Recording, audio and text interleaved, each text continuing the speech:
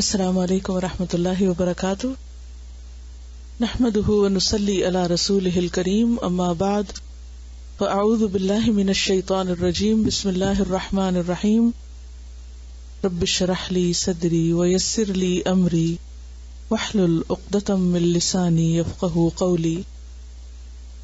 حدیث نمبر 152 عن عبد الله بن عمرو بن العاص ان رسول الله صلى الله عليه وسلم قال قد افلح من اسلم ورزق كفافا وقنعه الله بما آتاه، رواه مسلم کتاب الزکاة۔ سیدنا عبداللہ بن عمرو بن العاص رضی اللہ عنہ سے روایت ہے کہ رسول اللہ صلی اللہ علیہ وسلم نے فرمایا، فلاح پا گیا جو اسلام لایا اور جسے بقدر ضرورت رزق دیا گیا، اور جو اسے اللہ تعالی نے دیا اس پر اس نے قناعت کی۔ لفظی وضاحت، عن عبداللہ بن عمرو بن العاص، عبداللہ بن عمرو ابن العاص سے روایت ہے۔ بہت سے لوگ اس کو امرو یا عمرو پڑھتے ہیں، تو جب بھی عمر کے بعد واو آئے تو اسے عمر پڑھتے ہیں، عمر بھی نہیں پڑھتے، یا عمر نہیں پڑھتے، یا امرو نہیں پڑھتے۔ عمرو بن العاص، ان رسول اللہ، بے شک رسول اللہ صلی اللہ علیہ وسلم نے، قال فرمایا، قد تحقیق یا یقیناً، افلح فلاح پا گیا، کامیاب ہو گیا، کون؟ من اسلم، جو اسلام لے آیا، جس نے اپنا آپ اللہ کے سپرد کر دیا، ورزق کفافا، اور وہ رزق دیا گیا کفایت کرنے والا، کافی، ضرورت کے مطابق، یعنی اس کی دنیاوی ضروریات بآسانی پوری ہو جاتی ہیں، بہت زیادہ نہیں ہے اس کے پاس، لیکن جو کچھ ہے اسے کافی ہے، یا وہ اسے اپنے لیے کافی سمجھتا ہے۔ اور تیسری چیز، وَقَنَّعَهُ اللَّهُ، قناعت دے دی اس کو اللہ نے، اسلام بھی دیا، رزق بھی دیا، اور اس کے ساتھ قناعت دی۔ کس چیز پر قناعت؟ بما آتاہ، اس چیز پر جو اس نے اس کو عطا کی، یعنی جو کچھ بھی اس کو ملا، مال میں سے، اولاد میں سے، حالات میں سے، علم میں سے، تو اس نے اس پر اللہ کے فیصلے کو قبول کیا، اللہ کے دیے ہوئے پر وہ راضی ہو گیا، اللہ کی تقسیم کو اس نے قبول کر لیا، اللہ کے فیصلوں پر ناراض نہیں ہوا۔ تو اس باب سے متعلق جو چیز سامنے آتی ہے، یعنی غنا سے متعلق، وہ کیا ہے؟ حدیث کا آخری حصہ، کہ اللہ کے دیے پر قناعت۔ قناعت کیا چیز ہوتی ہے؟ قناعت ہوتی ہے اللہ کی تقسیم پہ راضی ہونا، جو ملا ہے اس پر شکر گزار ہونا۔ قانع شاکر ہوتا ہے، شکر گزار ہوتا ہے۔ انسان دو چیزوں کے درمیان، ایک طرف دنیا ہے اور دوسری طرف آخرت ہے۔ ان دونوں سے متعلق انسان کے کئی رویے ہو سکتے ہیں۔ مثلاً یہ کہ انسان دنیا پر توجہ زیادہ دے اور آخرت پر کم۔ ایک طریقہ تو یہ، کیا؟ دنیا زیادہ اہم اور آخرت کم اہم۔ دوسرے، آخرت زیادہ اہم اور دنیا کم اہم۔ اور تیسرے، دونوں برابر برابر۔ تیسری کیفیت ممکن نہیں ہوتی۔ عموماً انسان یا تو دنیا کی طرف زیادہ جھک جاتا ہے، یا پھر آخرت کی طرف اس کا جھکاؤ زیادہ ہوتا ہے۔ اب انسان کی کامیابی کا انحصار دنیا یا آخرت میں اسی پر ہے۔ جو لوگ دنیا میں کامیاب ہوتے ہیں وہ ہر قیمت پر اپنی دنیا کو حاصل کرنے کی کوشش کرتے ہیں، خواہ اس کے لیے کچھ بھی قربان کرنا پڑے. بسا اوقات اپنی عزت، رشتہ دار، دوست، احباب، ہر چیز، انہیں اس کی کوئی پرواہ نہیں ہوتی. ان کے سامنے کیا ہے؟ ان کی دنیا کے کچھ مقاصد، کچھ گولز، کچھ ایمز ان لائف، کہ انہوں نے مال میں یا کسی ڈگری میں یا کسی خاص مقام پر پہنچنے کے لیے ایک ٹارگٹ رکھا ہوتا ہے اپنا، اور اس کو حاصل کرنے کے لیے باقی ہر چیز کو سیکریفائس کرتے چلے جاتے حتیٰ کہ وہاں پہنچ جاتے.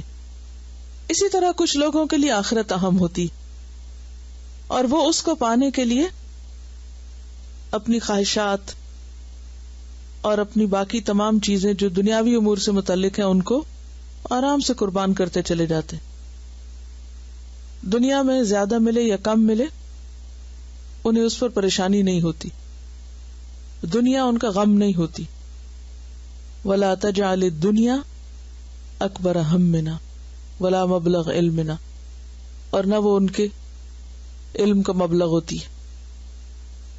ان کے لیے اہم ترین چیز آخرت ہوتی ہے. ان کی ساری کوششیں خواہ وہ دنیا کی نظر آئیں بظاہر، وہ بھی بالآخر اور دراصل آخرت ہی کے لیے ہوتی ہیں. وہ رہتے دنیا میں ہیں، دل ان کا آخرت میں اٹکا ہوا ہوتا ہے. نفع اور نقصان کے پیمانے دنیا کے اعتبار سے نہیں رکھتے بلکہ آخرت کے اعتبار سے رکھتے ہیں. اس چیز کو فائدہ مند سمجھتے ہیں جو آخرت میں فائدہ مند ہے، اور اس چیز کو اپنے لیے انتہائی نقصان دہ سمجھتے ہیں جو آخرت کے لیے نقصان دہ ہے، خواہ وہ دنیا کے اعتبار سے کتنا بھی بڑا فائدہ ان کو کیوں نہ معلوم ہو. وہ ان کو فائدہ نظر نہیں آتا، وہ ان کو سراسر نقصان نظر آتا ہے. مثلا حرام کا مال اس کا ڈھیر بھی ہو تو ان کے لیے کیا ہے؟ بیکار چیز ہے، وہ اس پر کبھی بھی راضی اور خوش نہیں ہو سکتے. لیکن حلال میں اگر بہت قلیل بھی ہے تو اس پر مطمئن، شکر گزار اور خوش نظر آتے ہیں، اور اسے اللہ کا فیصلہ سمجھ کر قبول کرتے ہیں، اس پر راضی رہتے ہیں، مطمئن ہوتے ہیں. تو بات یہ ہے کہ جس شخص نے آخرت کو اپنا فکر اور ہم بنا لیا اور دنیا کے تھوڑے پر بھی راضی ہو گیا تو اللہ اس کا دل اطمینان سے بھر دیتا ہے، اسے قناعت نصیب کرتا ہے. کیونکہ حرص و ہوس سکون لوٹنے والی ہے، اطمینان اور چین ختم کر دیتی. تو اسی لیے یہاں کامیاب انسان کی صفات بتائی جا رہی ہیں کہ کامیاب کون ہے. Who is successful؟ سکسیس کا معیار کیا ہے؟ کامیاب وہ ہے جس کو اللہ قناعت دے دے، اطمینان قلب دے دے، شکر گزار دل دے دے، اور وہ ہمیشہ ہمیشہ کے فائدوں کے لیے سوچنے والا بن جائے اور اپنی ساری کوششوں کا مرکز و محور اس طرف فوکس کر دے، اسی کے گرد جمع کر دے. تو ایسا شخص کون ہوتا ہے کہ وہ جو کچھ اس کے پاس ہے اس کو کافی سمجھتا ہے. اور کافی سمجھنے میں کس طرح؟ اس سے اگلی حدیث دیکھیے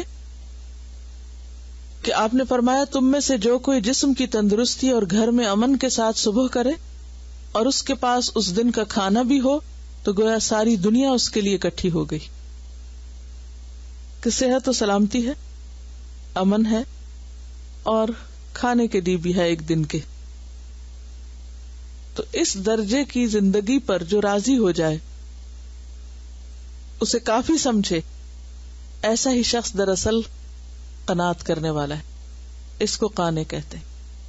اور جو کل کے غم میں مبتلا رہے اور آئندہ زندگی کے لیے فکر مند رہے اور اس کی فکر میں آج کا کھایا وہ بھی اس کو نہ لگے اور وہ اس کی صحت کی بربادی کا باعث بنے، تو ایسا شخص قانع نہیں ہو سکتا.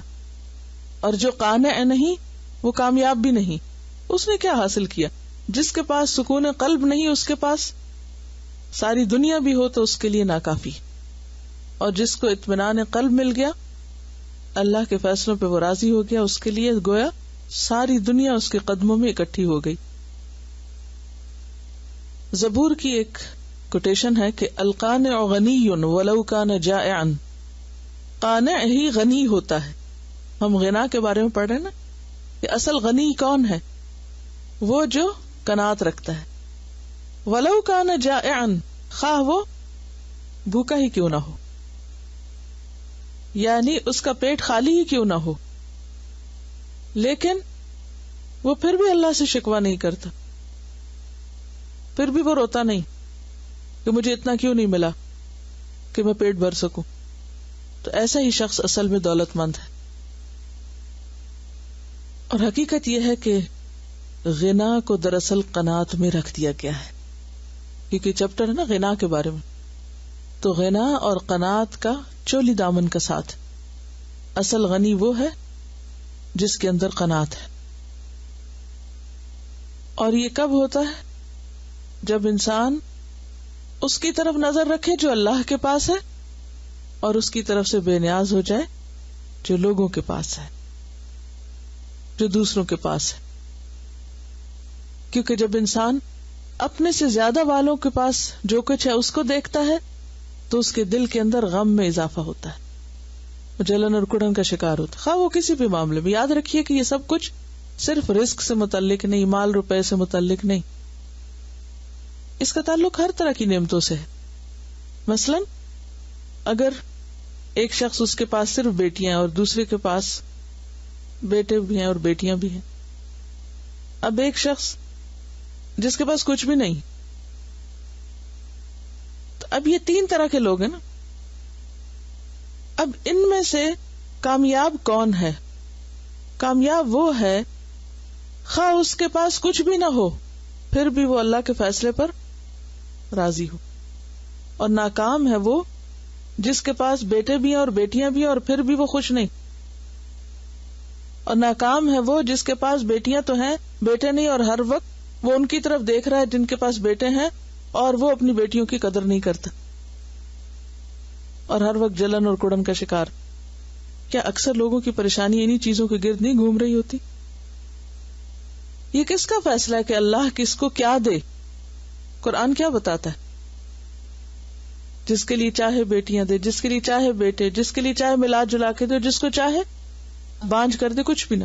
کس کا فیصلہ؟ تو پھر غنا کیا ہوئی؟ کہ اللہ کے فیصلے پہ رضامند ہونا. القانع غنی ولو کان جائعا، خواہ اس کے پاس کچھ بھی نہیں پھر بھی راضی ہے. یہ ہے دراصل غنا. اسی طرح باقی چیزوں کے معاملے میں بھی، صرف مال نہیں، صرف اولاد نہیں، کوئی بھی چیز جو کسی کو ملی ہو. اللہ نے نعمتیں تقسیم کی ہیں، روزیاں تقسیم کی ہیں، اولاد کی تقسیم اس نے اپنے ہاتھ میں رکھی ہے، مختلف کاموں اور ذہنی صلاحیتوں کی تقسیم بھی اس کی طرف سے.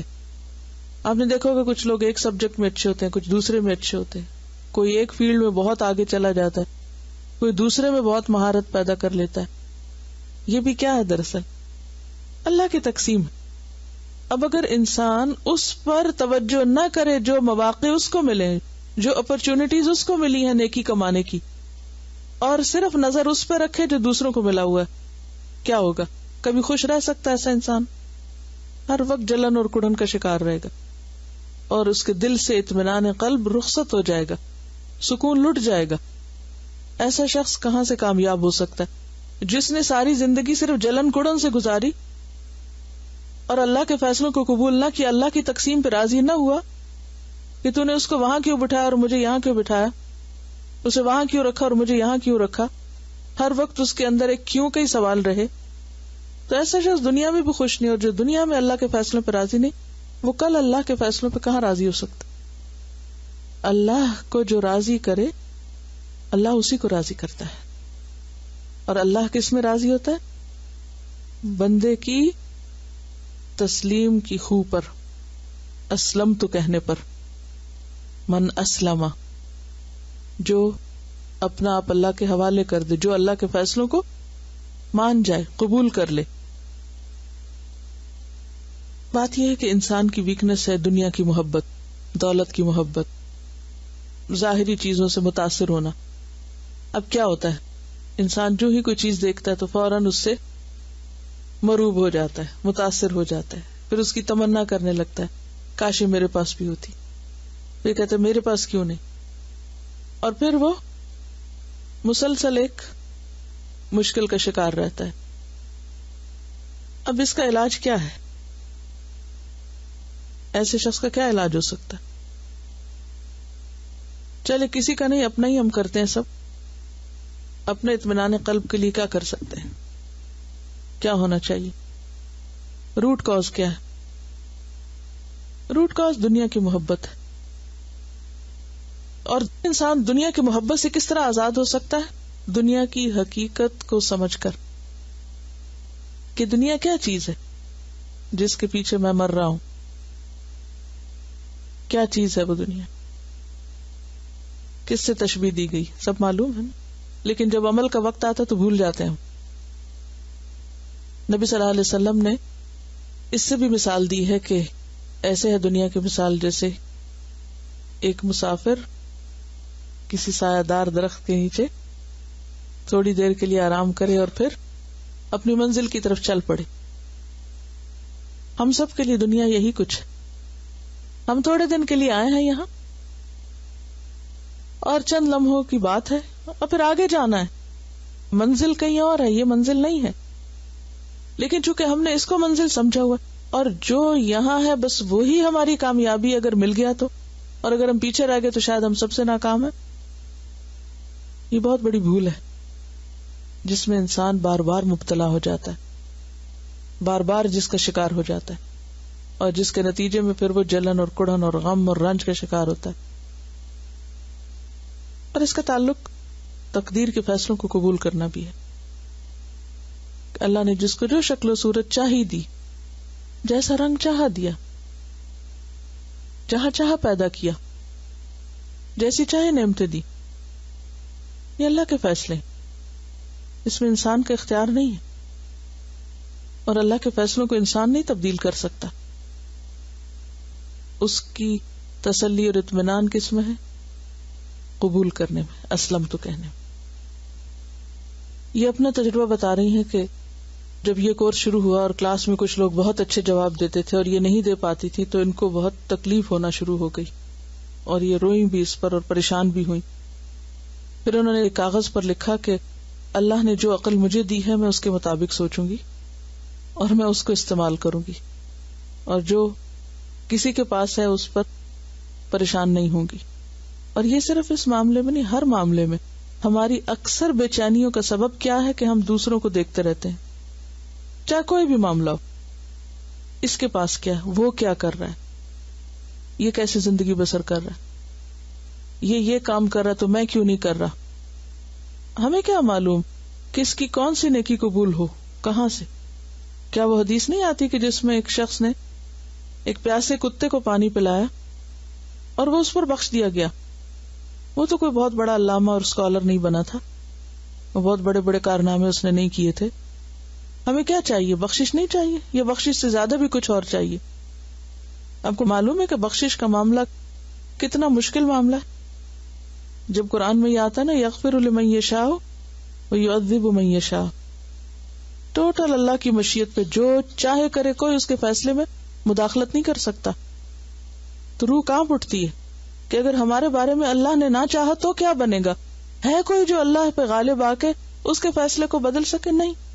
تو بعض اوقات بظاہر دیکھنے میں بڑے بڑے کام اور بڑی بڑی نیکیاں انسان کے لیے فائدہ مند نہیں ہو سکتی، اور ایک چھوٹا سا چھپا ہوا معمولی سا کام، ہمیں تو کسی انسان کو پانی پلانا پڑے تو بعض اوقات ہم اس پہ بھی تنگ ہوتے ہیں کہ اب یہ پھر مجھے یہ ڈیوٹی دینا پڑ رہی ہے، جبکہ وہاں اس شخص کی بخشش کا ذریعہ کیا بنا؟ کتے کو پانی پلانا، کیونکہ بھی اللہ کی مخلوق ہے نا. بظاہر دیکھنے میں کوئی بہت بڑا کارنامہ ہے. کوئی شخص اگر کسی کتے کو کچھ کھلا پلا رہا ہو تو آپ کہیں گے کہ بڑی نیکی کر رہا ہے، کوئی توجہ بھی نہیں کرے گا کہ کیا کر رہا ہے. لیکن اللہ تو دلوں کے حال دیکھتا ہے نا کہ کون کس دل سے کیا کر رہا ہے. اور اگر ہم دل سے راضی نہیں ہیں تو تہجد پڑھنا بھی فائدہ مند نہیں، بڑے سے بڑا مال خرچ کرنا بھی فائدہ مند نہیں. اصل چیز ہے دل کی رضا، اللہ کے فیصلوں کو قبول کرنا، ان مواقع سے فائدہ اٹھانا جو ہمیں ملے. اس پہ نظر نہ رکھنا جو دوسروں کے پاس ہے. دنیا کی محبت کی بات ہو رہی تھی نا، تو اس میں ایک اور حدیث جو مشہور ہے، آپ نے سنی ہوگی، حضرت ابن عمر سے روایت ہے کہ نبی صلی اللہ علیہ وسلم نے ان کا مونڈھا پکڑ کر ان سے کہا کہ دنیا میں اس طرح رہو جیسے تم اجنبی ہو، تمہارا اس سے کوئی تعلق نہیں، یا راستہ طے کر رہے ہو، مسافر. ابن عمر کہا کرتے تھے جب شام ہو جائے تو صبح کا انتظار نہ کرو، اور جب صبح ہو جائے تو شام کا انتظار نہ کرو. ہم میں سے کتنے ہیں جو اس طرح زندگی بسر کر رہے ہوں؟ قناعت کی دشمن کیا ہے؟ طول العمل، لمبی امیدیں رکھنا، یہ بھی کروں گا وہ بھی کروں گا، لمبی لمبی پلاننگ کرنا، لانگ ٹرم پلاننگ میں کھوئے رہنا، حال کو بھول کے صرف مستقبل کی پریشانیوں میں رہنا. صحت میں مرض کے زمانے کے لیے جمع کر لو اور زندگی میں موت کے لیے جمع کر لو. کیا مطلب ہے اس کا؟ یعنی اپرچونٹیز کا استعمال کرو، مواقع کو استعمال کرو. تو فلاح کا راستہ کسی چیز کی کثرت میں نہیں ہے، فلاح کا راستہ کس میں ہے؟ قناعت میں ہے. فلاح کا راستہ قناعت کے ذریعے ہو کے جاتا ہے، کثرت کے ذریعے نہیں ہوتا. اب آپ دیکھیں کہ یہ جو حدیث ہے کہ اس طرح زندگی بسر کرو گویا تم راستہ عبور کر رہے ہو، مسافر ہو. اور ایک اور حدیث میں آتا ہے کہ تمہارے پاس اتنا ہی سامان ہونا چاہیے جیسے ایک مسافر کے پاس ہوتا ہے. زاد الراکب، مسافر کتنا کچھ اٹھا کے لے جاتا، کتنا ہوتا ہے مسافر کے پاس؟ جی کم سے کم ہوتا ہے نا. اب اگر ہمیں گھر شفٹ کرنا پڑے تو کیا حال ہوتا ہے؟ واقعی مسافر جتنا سامان ہے ہمارے پاس نہیں. اگلی حدیث نمبر 153 عن سلمة بن عبید اللہ بن محسن الانصاری عن ابیہ قال قال رسول اللہ صلی اللہ علیہ وسلم من اصبح منکم معافا فی جسدہ آمنا فی سربہ عنده قوت یومہ فکأنما حیزت لہ الدنیا. رواہ ابن ماجہ کتاب الزہد. سیدنا سلمہ بن عبید اللہ بن محسن الانصاری اپنے والد سے روایت کرتے ہیں کہ رسول اللہ صلی اللہ علیہ وسلم نے فرمایا، تم میں سے جو کوئی جسم کی تندرستی اور گھر میں امن کے ساتھ صبح کرے اور اس کے پاس اس دن کا کھانا بھی ہو تو گویا ساری دنیا اس کے لیے اکٹھی ہو گئی. لفظی وضاحت، ان سلمۃ بن عبید اللہ بن محسن الانصاری، یہ ان کے نام اور والد کا نام اور ان کی نسبت انصاری. ان ابھی ہی، وہ اپنے والد سے روایت کرتے ہیں. والد کون ہے؟ عبید اللہ بن محسن. قال، وہ کہتے ہیں، کون؟ والد. قال رسول اللہ صلی اللہ علیہ وسلم، رسول اللہ صلی اللہ علیہ وسلم نے فرمایا، من اصبح، جس نے صبح کی، منکم، تم میں سے، یعنی اس حال میں، معافن، کہ وہ عافیت میں ہے، فی جسدہ، اپنے جسم کے معاملے میں، یعنی صبح اٹھا ہے اور عافیت کے ساتھ اٹھا ہے، کوئی سر درد نہیں تھی، کوئی جسم میں درد نہیں تھی، کوئی ایسی کمزوری نہیں تھی، کوئی چکر نہیں آئے، کچھ نہیں، فریش اٹھا. آمنن فی سربہ، امن والا ہے اپنے گھر میں. سرب کا لفظ جو ہے یہ سربا سے ہے. قرآن مجید میں کہاں استعمال ہوتا ہے؟ فاتخذ سبیلہ فی البحر سربا، سورۃ کہف میں. تو سربا کا معنی ہوتا ہے گھستے چلے جانا، گھستے چلے جانا. سراب بھی ہوتا ہے نا، تو سراب میں بھی کیا ہوتا ہے؟ آپ اس میں گھستے چلے جاتے ہیں اور وہ آگے سے آ کے نہیں دیتی. تو سرب ہرنوں کے گلے کو بھی کہتے ہیں. گلہ، گلہ کیا ہوتا ہے؟ ہرڈ جیسے ہوتا ہے. عورتوں کی جماعت کے لیے بھی آتا ہے. اور یہاں اہل خانہ مراد ہے، گھر والے بھی گلے کی طرح ہی ہوتے ہیں نا. آمنن فی سربہ، جو اپنے گھر میں امن کے ساتھ ہے، گھر والے ہیں اس کے پاس. یعنی بعض اوقات آپ اٹھتے ہیں تو اکیلے ہوتے ہیں، لیکن بعض اوقات کیا ہوتا ہے کہ گھر بھرا ہوا ہوتا ہے. آپ اٹھتے ہیں، آپ کے بال بچے، آپ کے رشتے دار، عزیز سب. تو اس صورت میں جب آپ صبح اٹھتے ہیں تو آپ کے دل کی حالت کیا ہوتی؟ مختلف ہوتی ہے نا. جب آپ گھر میں تنہا اکیلے اٹھیں اور جب اٹھے اور گھر میں چہل پہل ہو، زندگی کے آثار نظر آئیں. اندہ قوت یومہ، اندہ اس کے پاس، قوت خوراک ہو. قوت کہتے ہیں گزارے کے لائق کھانا، یہ ضرورت کے لائق کھانا. فکأنما پس گویا کہ، حیزت اکٹھی ہو گئی. اس مادے سے بھی قرآن مجید میں لفظ ہے متحیزن، حیزت لہ الدنیا، اس کے لیے اکٹھی ہو گئی یا اکٹھی کر دی گئی ساری دنیا. تو اس سے بھی کیا پتہ چلتا ہے کہ غنا کا کانسیپٹ اسلام میں کیا ہے، دولت مند ہونے کا معیار کیا ہے، کون دولت مند ہے، کون امیر ہے، کس کے پاس سب کچھ ہے، کون بادشاہ ہے، جس کے پاس صحت. کیونکہ اگر صحت نہ ہو تو انسان کسی بھی چیز کو انجوائے نہیں کر سکتا. مثلاً آپ اگر بستر میں پڑے ہوئے ہیں، کتنے ہی لوگ ایسے ہیں نا جو صبح کرتے ہیں اور اپنے بستر سے اٹھ نہیں سکتے، اپنی ضروریات کے لیے دوسروں کے محتاج ہوتے ہیں.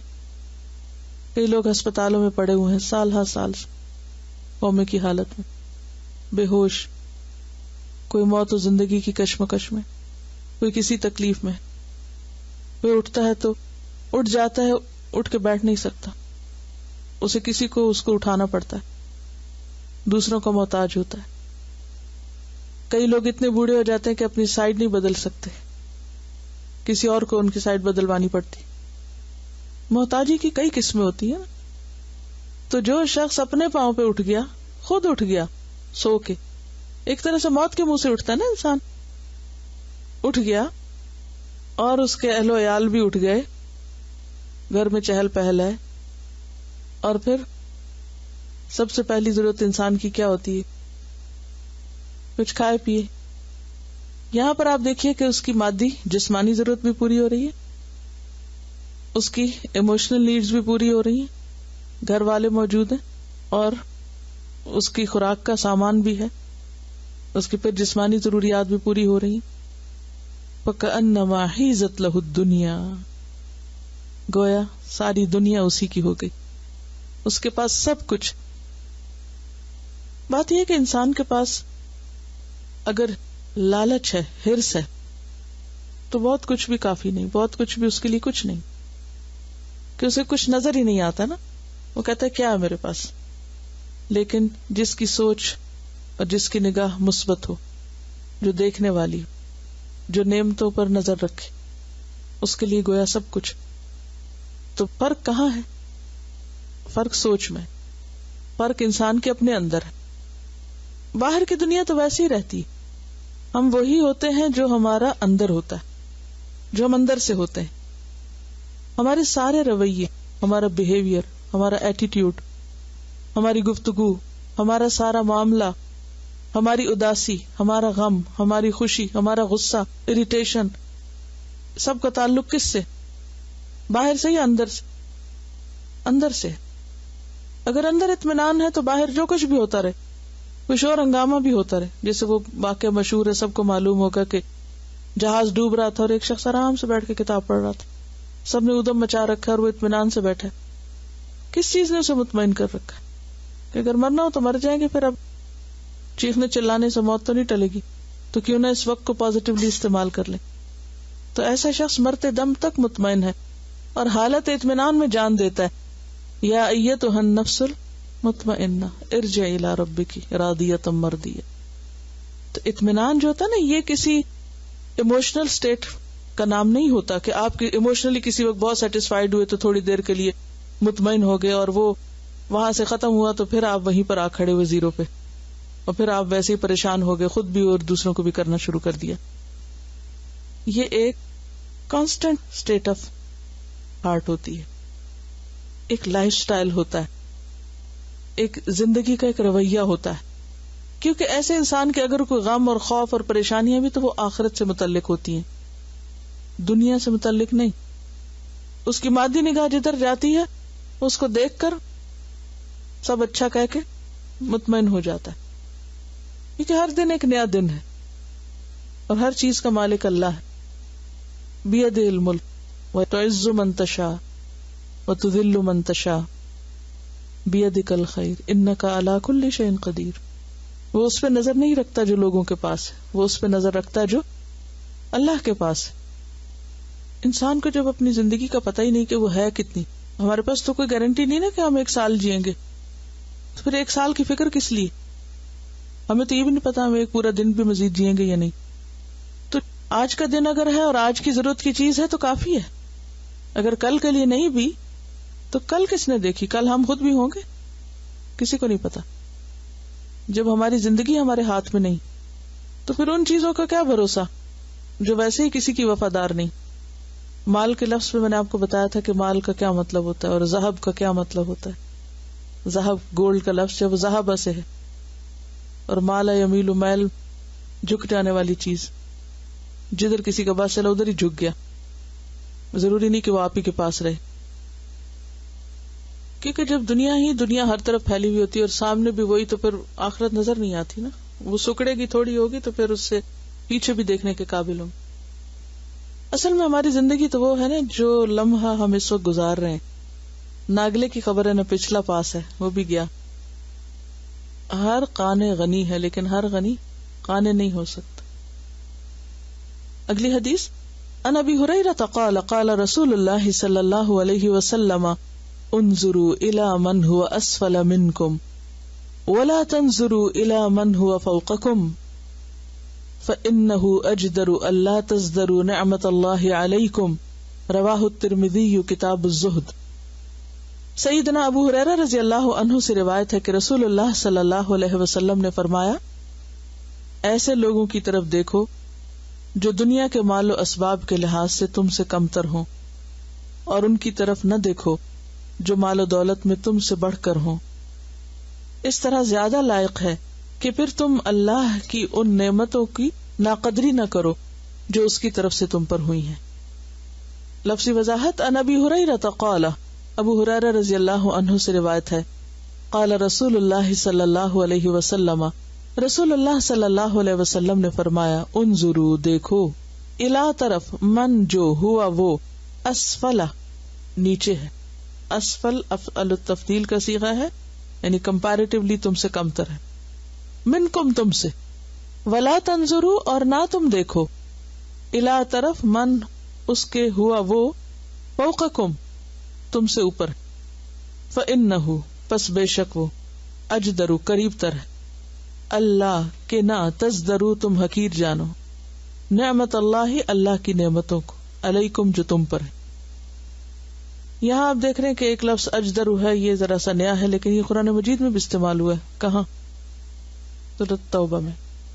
سورۃ توبہ نے الاعراب واشد کفرا ونفاقا واجدر، ٹھیک ہے. اور تزدرو کا لفظ کہاں ہے؟ نوح علیہ السلام کی قوم نے کہا تھا نا کہ ان غریب لوگوں کو اپنی مجلس سے اٹھا دو، تو اللہ تعالیٰ نے کیا فرمایا کہ لا تزدری اعینکم، تمہاری نگاہیں ان کو حقیر نہ سمجھے. تو ازدراء ہوتا ہے کم تر سمجھنا، معمولی سمجھنا. بہت ہی زبردست حدیث ہے اپنے معنی کے اعتبار سے اور بہت مشہور بھی ہے، لیکن عام طور پر ہم حدیث کا آدھا حصہ پڑھتے ہیں یا سناتے ہیں، اور وہ کیا، اپنے سے نیچے والے کو دیکھو اوپر والے کو نہیں دیکھ. لیکن حدیث کا مکمل جو پیغام ہے وہ نہیں ہوتا. کہیں ایسا نہ ہو کہ تم اللہ کی نعمتوں کو حقیر سمجھنے لگو، ناقدری کرو. تو انظروا الی من هو اسفل منکم، کیا یہاں مال کا ذکر ہے یا کسی اور چیز کا؟ ہر اعتبار سے، مثلا جسمانی صحت کے اعتبار سے. عام طور پر اگر کسی کو کوئی ایک بیماری ہوتی ہے تو اس بیماری کی تکلیف اپنی جگہ ہوتی ہے، لیکن اس کے ساتھ ساتھ ایک اور تکلیف بھی ہوتی ہے، اور وہ ہوتی ہے صحت مند لوگوں کو دیکھ دیکھ کے، یا نہیں، کہ مجھے یہ کیوں ہوا، یہ سب اچھے بھلے، اور فلاں تو ایسے ایسے غلط کام کرتا ہے اور اس کو تو یہ بیماری ہوئی نہیں، فلاں تو ایسی ایسی بے احتیاطی کرتا ہے، بد پرہیزی کرتا ہے اور وہ اچھا بھلا ہے، اور میری زندگی تو ساری پرہیز میں کٹ گئی. اور بعض لوگ تو رونا بھی شروع کر دیتے ہیں اس وقت غم کے مارے کہ مجھے یہ بیماری کیوں لگ گئی. ٹھیک ہے، انسان دکھ تکلیف میں مبتلا ہوتا ہے اور آنسو بھی آ جاتے ہیں اپنی جگہ، لیکن کبھی کبھار تو ایسی کیفیت اگر ہو تو انسان کمزور ہے، خلق الانسان ضعیفا، کوئی بات نہیں، لیکن اگر یہ ایک وتیرہ ہی بن جائے روز کا قصہ بن جائے اور ہر وقت انسان انہی باتوں کو سوچتا رہے تو نتیجہ کیا ہوگا، نقصان کیا ہوگا؟ خود تو پریشان ہوگا، اپنے آس پاس والوں کی بھی زندگی حرام کر دے گا. کیونکہ جو ناشکرے لوگ ہوتے ہیں وہ صرف خود کو نہیں تکلیف دیتے، پورے ماحول کو بدمزہ کر دیتے ہیں. جسمانی تکلیفوں کے علاوہ کوئی اور مثال، کسی بھی چیز میں آپ کی مثال دیکھ سکتے ہیں. انسان جب کسی کی بھی کوئی نعمت دیکھتا ہے نا فوراً حسد کا شکار ہو جاتا ہے اور فوراً رونا دھونا شروع کر دیتا ہے، اس کے پاس یہ میرے پاس کیوں نہیں، چاہے وہ ظاہر کرے یا نہ کرے. اور انسان یہ بھول جاتا ہے کہ جس کے پاس بھی کوئی نعمت ہے وہ دراصل کیا ہے، آزمائش ہے اس کے لیے، امتحان ہے اس کے لیے. تو میں امتحان کو دعوت دے رہا ہوں کہ میرا امتحان کیوں نہیں ہو رہا، مجھے کیوں نہیں ملا یہ سب. تو اس لیے کیا کہا گیا کہ اس کو دیکھو جس کے پاس یہ بھی نہیں جو تمہارے پاس ہے. انظروا الی من هو اسفل منکم ولا تنظروا الی من هو فوقکم. اور اس کو مت دیکھو، دیکھو بھی نہیں، کیونکہ دیکھو گے تو پھر رہ نہیں سکو گے. لیکن ہم دیکھنے سے بھی باز نہیں آتے. عموماً ہمارے تجسس کیا ہوتے ہیں؟ تجسس کی بیماری بھی ہر ایک کے اندر ہوتی ہے نا، کسی نہ کسی درجے میں. کس بات کا تجسس ہوتا ہے؟ کسی بھی چیز کے بارے میں کہ جس میں بھی انسان دوسروں سے کمپیٹ کرنے کی کوشش کرتا ہے وہ اس کے بارے میں تجسس کرنے لگتا ہے. یہ کیا کر رہا ہے، وہ کیا کر رہا ہے، وہ کیا کر رہا ہے، اس کو کیا ملا، اس کو کیا ملا، اس کو کیا ملا. اور یہ سب کچھ کر کے دراصل انسان اپنی زندگی حرام کرتا ہے، کیونکہ وہ یہ بھول جاتا ہے کہ اس کو اللہ نے کیا اپرچونٹی دے رکھی، کیا موقع اس کو نیکی کمانے کا ملا ہوا ہے جس سے وہ فائدہ نہیں اٹھا رہا. کیونکہ ساری انرجی تو اسی میں لگ جاتی ہے نا، ساری قوت تو یہی ضائع ہو جاتی ہے. کیونکہ اللہ تعالیٰ بھی آزماتا ہے نا. جن نعمتوں کی ہم قدر نہیں کرتے پھر وہ بالآخر زیادہ عرصہ رہتی نہیں. نعمت کی حفاظت صرف شکر سے ہوتی ہے، نعمت کی حفاظت صرف شکر سے ہوتی ہے. اور شکر گزار انسان مثبت سوچ رکھتا ہے، منفی نہیں رکھتا. وہ ہر وقت روتا دھوتا نظر نہیں آتا. شکر گزار انسان کا چہرہ، اس کی مسکراہٹ، اس کا چلنا پھرنا، اس کی بات، اس کی ہر چیز میں ایک محبت ہوتی. اور ناشکرا انسان ہر وقت جلتا کڑتا نظر آتا ہے کیونکہ وہ اللہ کی نعمتوں کو اپریشیٹ نہیں کر سکتا. وَلَا تَنظُرُوا إِلَىٰ مَنْ هُوَ فَوْقَكُمْ. اس کو دیکھو ہی نہ تاکہ نہ جلو، نہ مصیبت میں پڑو. اور انسان کے اسلام کا حسن کیا ہے؟ ترکہ ما لا یعنی، جو اس کے مطلب کی چیز نہیں اس کو چھوڑ دے. تو جب بھی انسان اوپر والے کو دیکھتا ہے تو شکایت پیدا ہوتی ہے، اللہ سے بھی شکوہ، بندوں سے بھی شکوہ. نبی صلی اللہ علیہ وسلم کو قرآن مجید میں اللہ سبحانہ وتعالیٰ فرماتے سورۃ طٰہٰ آیت نمبر 131، وَلَا تَمُدَّنَّ عَيْنَيْكَ إِلَىٰ مَا مَتَّعْنَا بِهِ أَزْوَاجًا مِّنْهُمْ زَهْرَةَ الْحَيَاةِ الدُّنْيَا لِنَفْتِنَهُمْ فِيهِ. کیا معنی؟ نگاہ اٹھا کے بھی نہ دیکھو. لا تمدن، مد ہوتا پھیلانا، نگاہ لمبی نہ کرو، دیکھو ہی نہ، جی بھر کے ہی نہ دیکھو، توجہ ہی نہ کرو. الا ما متعنا به ازواجا منه، جو بھی ہم نے ان کو دنیا کی زندگی کا رنگا رنگ سامان دے رکھا ہے. زہرۃ الحیات الدنیا، یہ دنیا کی زندگی کی رونق ہے. کس لیے دیا ہے؟ لنفتنہم فیہ، تاکہ ہم ان کو اس کے ذریعے آزمائیں، ان کا امتحان لیں. تو ہر شخص کے لیے کوئی بھی چیز جو اس کو ملی ہے وہ کیا ہے؟ دراصل فتنہ ہے. اور ایک دوسری جگہ آتا ہے نا، ولا تتمنوا ما فضل اللہ بہ بعضکم علی بعض، مت تمنا کرو اس چیز کی جو اللہ نے تم میں سے بعض کو بعض پر فضیلت دے رکھی. علاج کیا ہے؟ واسألوا اللہ من فضلہ، اللہ سے اس کا فضل مانگو، اسی میں تمہاری خیر اور بھلائی ہے. ہم تعویلیں بھی کر لیتے ہیں خود کہ نہیں میرا اصل مقصد دنیا نہیں ہے، میرا مقصد کچھ اور ہے، اور میں اس کی وجہ سے بھی آخرت ہی چاہتا ہوں. بعض اوقات ہم خود کو بھی دھوکہ دے رہے ہوتے ہیں، حالانکہ وہ آخرت نہیں ہوتی. وہ دنیا والوں کی نظر میں جس چیز کی ویلیو ہوتی ہے یا جس چیز کو وہ اہم سمجھتے ہیں اس چیز کی ہمارے دل میں زیادہ اہمیت ہوتی. ایسا ہوتا ہے نا، دنیا والوں کی نظر میں کچھ چیزیں بڑی اہم ہوتی ہیں اور کچھ چیزیں ذرا غیر اہم ہوتی ہیں. تو ہم نیکی کے 20 مواقع چھوڑ کر بعض اوقات نیکی اور دین کے نام پر بھی ہم ان چیزوں کے پیچھے پڑنے لگ جاتے ہیں جو دراصل تقسیم میں اللہ نے ہمارے حصے میں نہیں رکھی، کسی اور کے حصے میں رکھی ہیں. اسی لیے عام طور پر لوگ وہ کام کرنا پسند نہیں کرتے جو چھپا ہوا ہوتا ہے یا پیچھے ہوتا ہے. زیادہ تر لوگ کس چیز کی طرف دوڑتے ہیں؟ جو نمایاں ہوتا ہے، نظر آتا ہے، جس کو دنیا والے ویلیو کرتے ہیں. ذلت ہی ذلت ہے انسان کی اس میں کہ انسان دوسروں کو ملنے والی چیزوں کے اوپر نظر رکھے. اس میں عزت نہیں ہے. کسی انسان کی طرف دیکھنا ہو یا کسی چیز کی طرف دیکھنا ہو تو سب سے افیکٹو دیکھنا صرف 3 سے 5 سیکنڈ تک ہوتا ہے. اس سے زیادہ دیکھنا اور اس سے کم دیکھنا دونوں ہی ٹھیک نہیں. 3 to 5 سیکنڈ از فائن. اگر آپ اس سے زیادہ کسی کو دیکھ رہے ہیں، خواہ وہ کوئی چیز ہے، مثلا کسی نے کوئی زیور پہنا ہوا اور آپ ٹک ٹکی باندھ کے دیکھ رہے ہیں، یہ کیا ہے؟ حسرت کی نظر ہے نا. کسی کی شکل، کسی کے پاس کوئی چیز، کوئی بھی چیز اگر 3 to 5 سیکنڈ سے زیادہ دیکھ رہے ہیں تو نارمل نہیں. اور اسی طرح اس سے کم دیکھ رہے ہیں، نظر ہی نہیں ملا رہے تو وہ بھی نارمل نہیں. جی دونوں میں گڑبڑ. جی گاڑی ادھر چلی جاتی ہے اور ہم آگے جا رہے ہیں اور وہ پیچھے مڑ مڑ مڑ کے دیکھے جا رہے ہیں کہ کہاں گئی. سورۃ القصص آیت نمبر 24. رب انی لما انزلت الی من خیر فقیر. لوگوں کی طرف دیکھنے کی بجائے انسان اللہ کی طرف توجہ کرے، اس سے دعا مانگے کہ یا اللہ جو خیر تو مجھے دے میں اس کا محتاج ہوں، مجھے لوگوں کا محتاج نہ بنا. اوکے. سبحانک اللہم و بحمدک نشہد ان لا الہ الا انت نستغفرک و نتوب الیک. السلام علیکم و رحمۃ اللہ وبرکاتہ.